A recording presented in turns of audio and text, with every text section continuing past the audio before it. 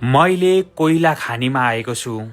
कोइला ए उपर स्टक ए उपर पनि यो ठुल्ठुलो फ्याक्ट्री यहाँ चाहिँ यो चाहिँ पैसा खानी हो है, कोइला खानी होइन हैन त।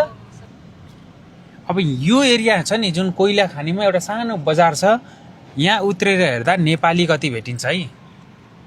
अब विचार गरौँ है, विचार गरेर मात्रै थाहा हुने कुरो हो। यसो अनुमान लाउनुहोस् यो कोइला खानीमा नेपाली होलान् कि नहोलान्। चस्मा लाएर निस्किनु पर्यो। जाउँ अब हेरौँ है।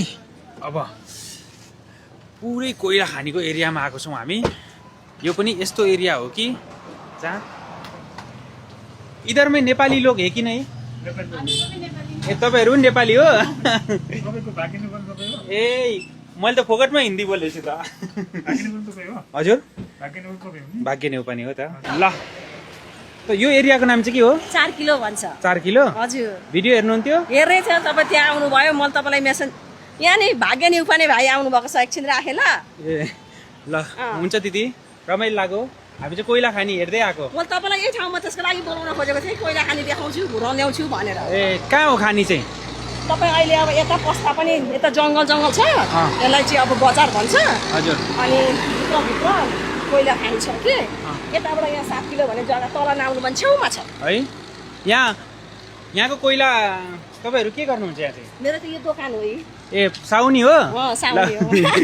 ल बाई बाई दिदी। Okay by by. हुन्छ नमस्कार। ल मैले पनि थाहा ल हुन्छ दिदी। तपाईँलाई सिलङमा देखेँ। ए ल हस् हुन्छ। तपाईँ तेजपुर जान्छु भन्नुहुन्थ्यो, मेरो घर वहीँ हो। ए ल बाई बाई। ल ल युट्युबमा आएर भाग्य नेउपाने सर्च गरेर हेर्नु होला। धेरैजनाले हेरिसक्नु भएको छ। अलमोस्ट पसलहरू यो देखिएका पसलहरू नेपालीका पनि रहेछन् र कोइला काट्न आउने। हामी 4 किलोमा छौँ। अब हामी सिधै अगाडि जाँदैछौँ। यो देखिएको जमिनमाथि केही पनि रोपिँदैन। यो हामीले जुन जमिन देखेका छौँ नि, यो देखिएको त्यो भूभागमा केही रोपिँदैन जमिनमाथि। केवल जमिन मुनि हेरिन्छ कोइला। लाग्छ सल्केपछि यस्तो बल्छ नि। बल्छ होइन? यसको आगोले नै त हो नि पावर होइन? पावर यो प्लान्टहरुमा भट्टीहरुमा विशेष गरी इटा फ्याक्ट्रीदेखि धेरै फ्याक्ट्रीहरुमा युज हुन्छ कोइला। र दाइले भिडियो खिच्नुहुन्छ, म बोल्छु, कसरी खिच्नुहुन्छ हेर्छु। आउनुहोस्, कोइला खानीको यो ठाउँ नेपालको धेरै नेपालीसँगको एटेच छ।